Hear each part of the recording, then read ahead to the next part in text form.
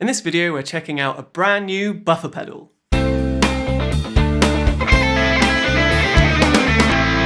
Hello and welcome to Axe Toots, the show where we explore guitar playing, music theory, and today new gear to help take our playing to the next level.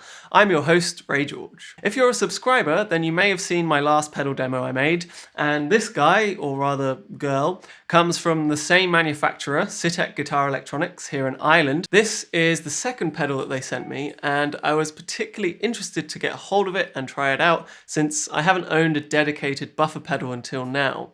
And I was kind of curious even whether I needed one or not. For anyone who doesn't know what a buffer is or what it does, we have to get a little bit sciencey. Basically, the signal that comes out of most guitars is high impedance. This means it's not being driven, and in turn means that it's much more affected by resistance and capacitance of the cable that it has to travel along. I could get even more technical about what happens and why, but I'm afraid that I may bore some of you to death. So essentially, the longer the cable from your guitar to the amp, the higher the resistance and capacitance, which actually filters out more and more high-end frequency from your tone. So this is where a buffer comes in. A buffer is pretty much a tiny little amplifier that converts your signal from high impedance to a low impedance signal, which will no longer be affected by that tone-sucking quality of the cable. So hopefully that makes sense. So now that that's all out of the way, let's have a look at this particular buffer pedal. As with all Sitek's pedals, this is handmade here in Ireland, including the really nice powder coating of the case, and the quality definitely shows. It's in a kind of mini pedal housing, so you're only going to be able to power it off a 9-volt DC center negative 2mm supply. In this, they use what they call a intelligent powering system that is true bypass. So if something were to happen causing this particular pedal to no longer have any power, then it will switch to bypass and you'll be able to keep playing. As well as this, it's aiming to be completely transparent, hence the name Nudist. It shouldn't affect your tone in any way other than to protect it from that tone suck. In order to demonstrate this, I'm going to exaggerate that tone-sucking effect by plugging in a long run of guitar lead into my signal chain. Generally, at home, I tend to use short cables, but of course, if you're out gigging or in certain situations, you may have to run quite a long cable to get to your amp. So this isn't an unrealistic test at all. I have in total about 40 feet of cable in my signal chain, and the buffer is at the very beginning of my board.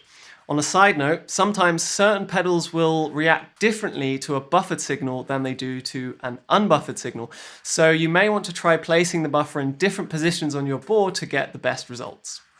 So here's a demo switching between unbuffered and buffered.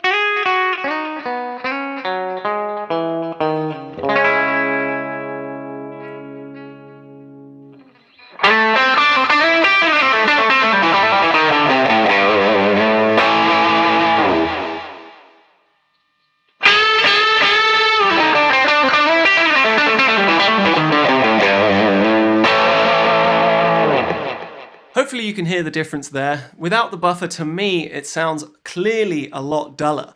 And after having this on my pedal board for a while now, I've found that from day to day and week to week, my tone has been far more consistent.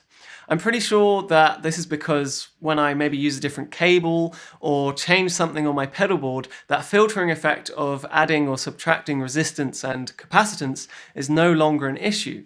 I imagine that even lower quality cables would have less of a negative effect on your tone, although that's no excuse to have shoddy cables. So to wrap up, this has now become an essential part of my signal chain.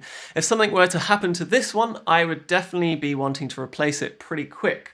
So if you're interested in keeping your tone consistent, which in my opinion allows you to worry less about your tone and more about what you're actually playing, then I would recommend checking this out.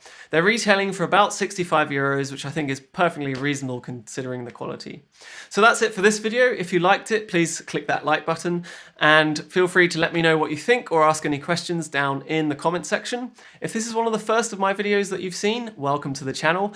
I sometimes make videos like these, but mainly focus on the musical side of guitar and discuss things that help us to better express ourselves on the instrument.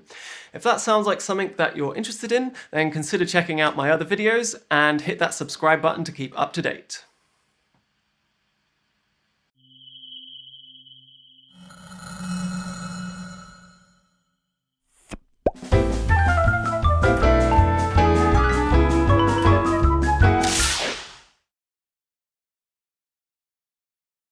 This is